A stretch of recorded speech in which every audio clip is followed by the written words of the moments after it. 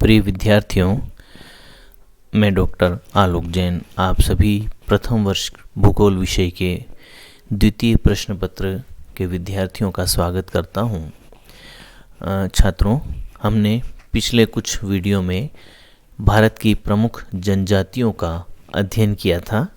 उसमें मानव की जितनी भी प्राचीन जातियां हैं वो किस तरह से अपना व्यवसाय करती हैं, किस तरह का उनका रहन सहन खान पान है और किन गतिविधियों में वो संलग्न रहती हैं, इन सभी पर हमने चर्चा की थी। उसी के अंतर्गत उनसे संबंधित एक टॉपिक हमारा है मानव की प्राचीन आर्थिक गतिविधियाँ। मानव प्राचीन समय में किस प्रकार से अपनी जीवन को चलाने के लिए आर्थिक गतिविधियाँ संपन्न करता था, उस पर हम आज बात करेंगे। हमारे टॉपिक का नाम है मानव जाति की आदिम आर्थिक गतिविधियाँ। आदिम का मतलब होता है प्राचीन। तो प्राचीन आर्थिक गतिविधियाँ कौन सी हैं, किस तरह से मानव अपनी जीविका निर्वाह करता था। मानव जाति की आदिम या प्रारंभिक आर्थिक गतिविधियाँ। विभिन्न आदिम अर्थात प्राचीन जातियों द्वारा प्राचीन तरीके से किए जाने वाले व्यवसायों को आदिम या प्रारंभिक व्यवसाय कहते हैं।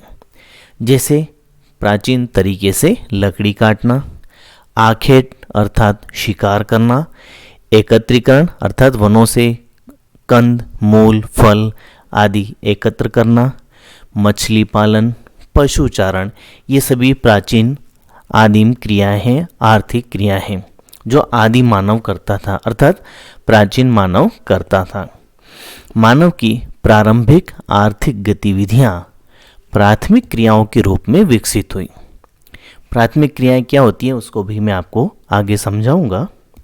प्रारंभ में मानव अपनी सीमित आवश्यकताओं की पूर्ति एकत्रीकरण और शिकार द्वारा विभिन्न स्थानों पर घूमकर करता था। विश्व की मुख्य प्राथमिक आर्थिक क्रियाएं जैसे एकत्रीकरण, आखेट, लकड़ी काटना, पशुचारण, आदिम कृषि और आदिम खनन आदि हैं। अभी मैंने आपको बात की थी प्राथमिक व्यवसाय, तो हम पहले ये बात कर लेते हैं कि विश्व में कौन से व्यवसाय प्रचलित हैं, किस तरह के व्यवसाय धरातल पर मानव अपने जीवन यापन हेतु करता है। मानव एक क्रियाशील प्राणी है और यह क्रियाशील प्राणी अपनी आवश्यकताओं को पूरा करने के लिए अनेक प्रकार के कार्य करता है। विश्व के अलग अलग भागों में मिलने वाली भौतिक और सांस्कृतिक वातावरण की स्थिति के अनुसार मानव के व्यवसायों में भिन्नता दिखाई देती है। मानव द्वारा किए जाने वाले कार्यों का स्वरूप प्रागैतिहासिक काल से वर्तमान तक निरंतर परिवर्तित होता रहा है। पृथ्वी के प्राकृतिक संसाधनों से सतत दूरी बढ़ने के आधार पर मानव की जीविका उपार्जन की विधियों और आर्थिक क्रियाओं को हम निम्न 5 भागों में बांट सकते हैं। कौन कौन से 5 भाग हैं? प्राथमिक व्यवसाय, द्वितीयक, तृतीयक, चतुर्थक और पंचम व्यवसाय।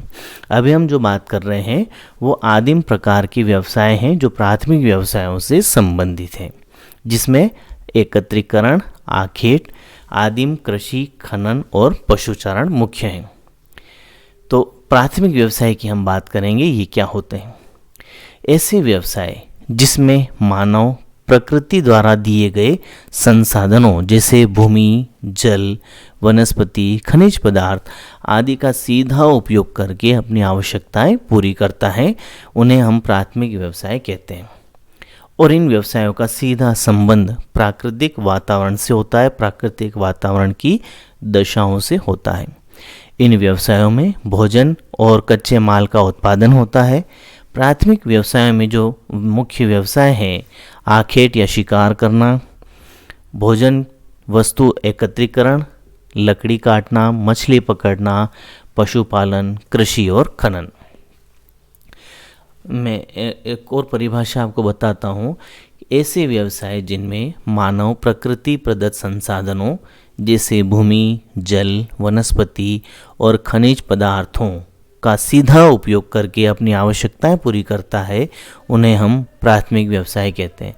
अर्थात ये सीधे प्रकृति से संबंधित होते हैं। प्राकृतिक प्रदत्त पदार्थों का सीधा उपयोग किया जाता है।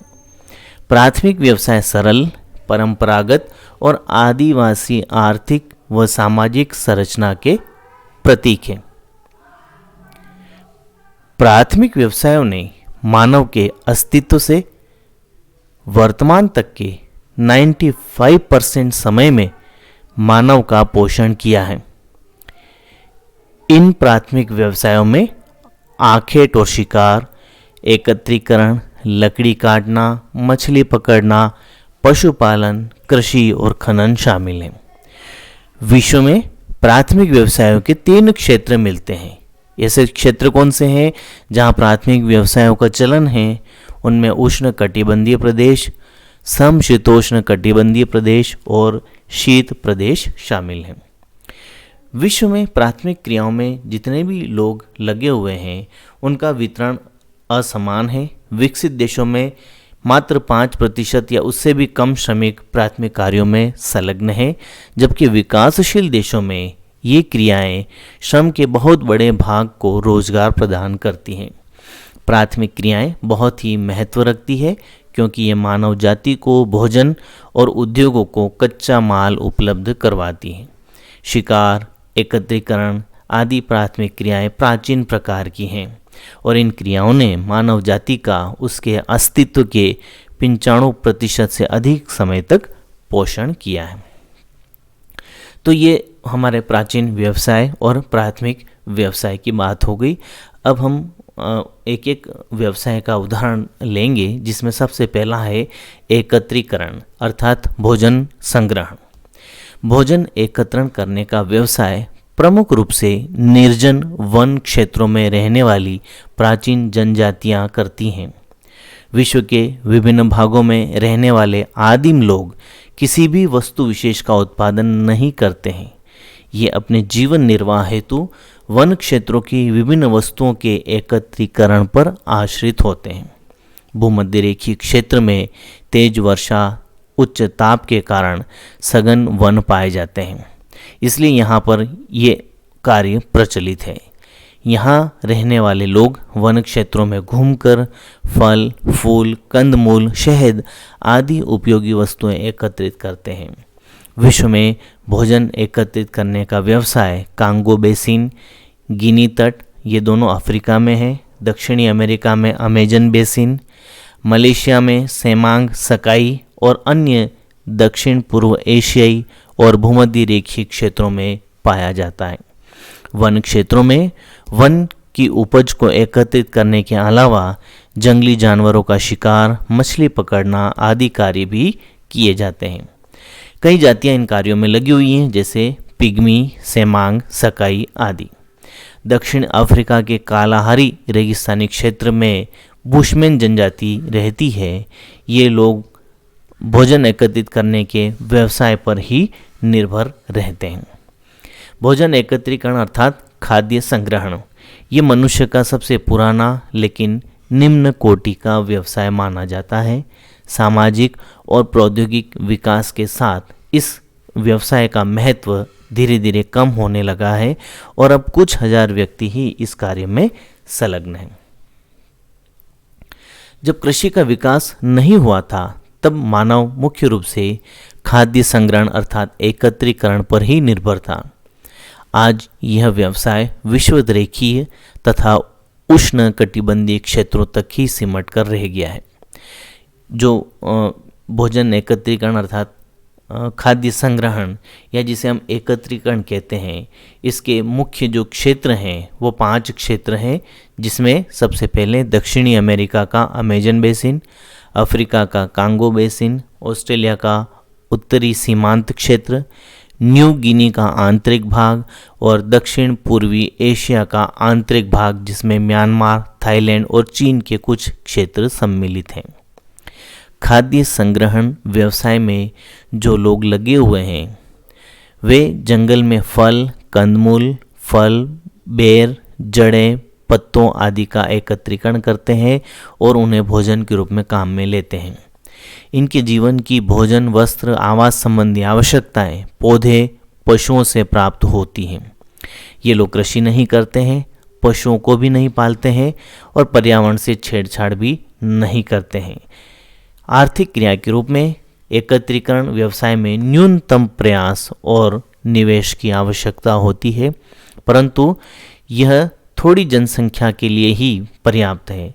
प्रति व्यक्ति और प्रति हेक्टेयर भूमि का उत्पादन निम्न स्तर का होता है, अतिरिक्त उत्पादन नहीं के बराबर होता है। खाद्य संग्रहण के अधिकांश क्षेत्रों में जनसंख्या का घनत्व 2 व्यक्ति प्रति वर्ग किलोमीटर से भी कम होता है। आदिम या प्राचीन जातियां ही इस व्यवसाय में लगी हुई हैं। इनका बाहरी दुनिया से संपर्क नहीं के बराबर है और ये लोग काफ़ी बीमारियों से ग्रस्त भी रहते हैं। तो छात्रों, ये था हमारा खाद्य संग्रहण अर्थात एकत्रीकरण। तो आज हमने मानव जाति की आदिम आर्थिक गतिविधियों के बारे में पढ़ा है और इसमें पहली आर्थिक गतिविधि हमने देखी है एकत्रीकरण अर्थात भोजन संग्रहण। अगले वीडियो में हम दूसरी प्राचीन आर्थिक गतिविधि जिसे आखेट के नाम से जानते हैं उसका अध्ययन करेंगे। इसको मैं यहीं समाप्त करता हूँ। तब तक के लिए धन्यवाद।